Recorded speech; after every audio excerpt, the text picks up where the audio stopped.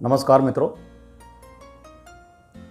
दुनिया के श्रेष्ठ वैज्ञानिक ये मानते हैं कि जीवन और जगत की उत्पत्ति और विकास ये संघर्ष से हुई है।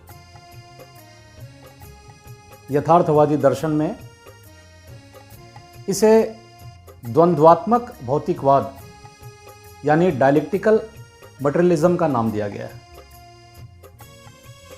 चाहे वह कैटरपिलर से तितली बनने की नैसर्गिक प्रक्रिया हो या फिर खुरदुरे और नुकीले पत्थरों की नदी की जलधारा के साथ मीलों लंबी यात्रा के बाद एक रंगीन और खूबसूरत आकार लेने की प्रक्रिया हो, इसके सौंदर्य को संघर्ष के प्रकाश में ही देखा जा सकता है।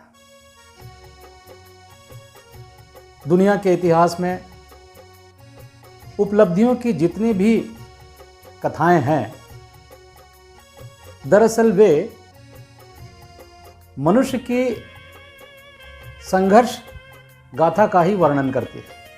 और इसीलिए यह कहा जाता है कि जो संघर्षों से परिचित नहीं वह इतिहास में चर्चित नहीं। विभिन्न तरह के रिसर्च और अनुसंधान ये मानते हैं कि संघर्ष के साथ अगर 3 बातों को जोड़ा जाए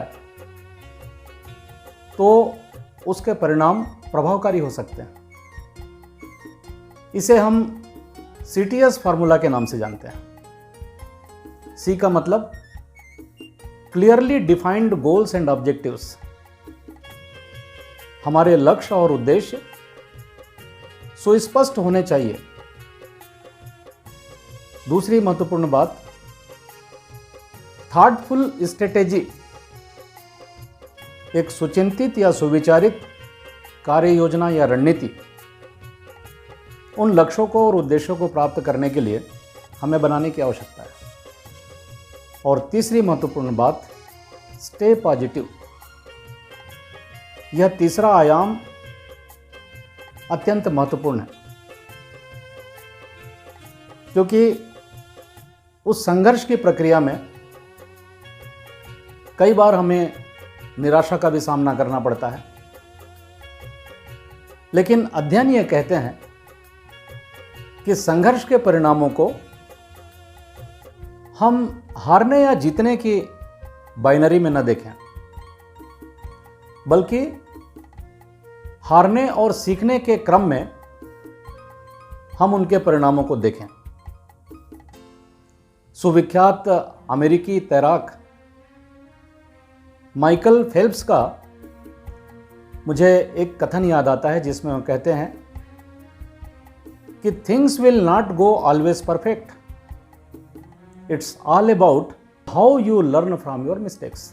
दोस्तों, इसीलिए कहा जाता है कि संघर्ष और धैर्य की मिट्टी में ही सफलता का पौधा विकसित होता है। मुझे इस मौके पर